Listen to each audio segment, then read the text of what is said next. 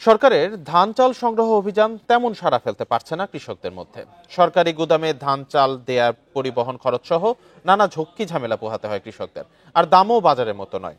তাই হাটে বা ব্যাপারীদের কাছে ধান বিক্রিতে আগ্রহ বেশি কৃষকদের।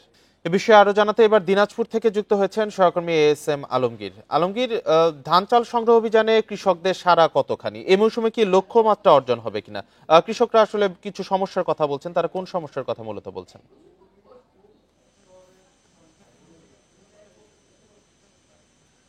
আসলে আপনাকে বলে রাখি যে সরকারি গুদামগুলোতে গত কয়েক বছর থেকে কিন্তু আসলে ধান সংগ্রহের লক্ষ্যমাত্রা বলা চলে যে 5%-এর বেশি হয় না দিনাজপুরে।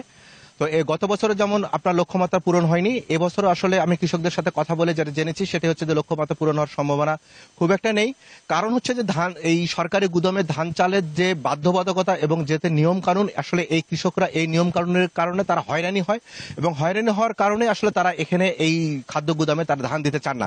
আপনাকে যদি একটু বলে রাখি যে সরকারের খাদ্য গুদামে ধান এই দেওয়ার যে নিয়ম কানুনগুলো আছে, ধানের যে বিভিন্ন ময়শ্চার সহ যে ধরনের শর্তগুলো আছে, সেই শর্তগুলো আসলে কৃষকদেরকে যেটা বলা হয়, সেই কৃষকরা আসলে কয়েকবার গোডাউন এই খাদ্য গুদামে ধান নিয়ে আসার পরে কিন্তু তাদেরকে ফেরত যেতে হয়।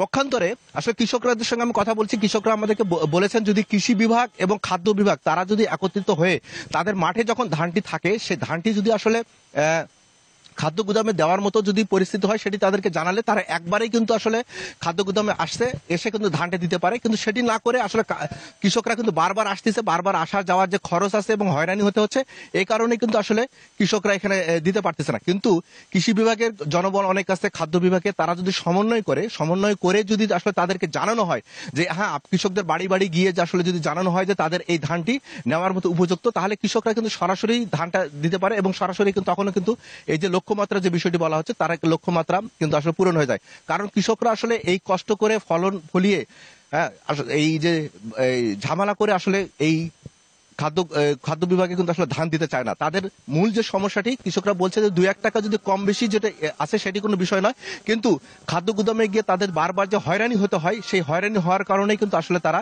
এই ধান দিতে চায় না। তো এই হয়রানিটাই যাতে কোনোভাবে না হয়, হয়রানিটা বন্ধ করার জন্য খাদ্য বিভাগ, কৃষি বিভাগ তাদের সমন্বয়ে কৃষকদের মাঠে মাঠে গিয়ে বা কৃষকদের বাড়ি বাড়ি গিয়ে ধানের যে গুণগত মান বা যেই পর্যায়ে এই ধানটি হলে যে আসলে খাদ্য গুদাম গ্রহণ করবে, সেটি যদি নিশ্চিত করা যায় মাঠ পর্যায়ে গিয়ে, তাহলে কিন্তু আসলে এই সরকারের যে ধান সংগ্রহের যে লক্ষ্যমাত্রা সেটি কিন্তু পূরণ হবে। তাছাড়া কিন্তু আসলে লক্ষ্যমাত্রা পূরণ হওয়ার কোনো সম্ভাবনা নাই। এই ছিল দিনাজপুরের আসলে ধান চাল সংগ্রহের সর্বশেষ অবস্থা। দিনাজপুর থেকে জানাচ্ছিলেন সহকর্মী আলমগীর।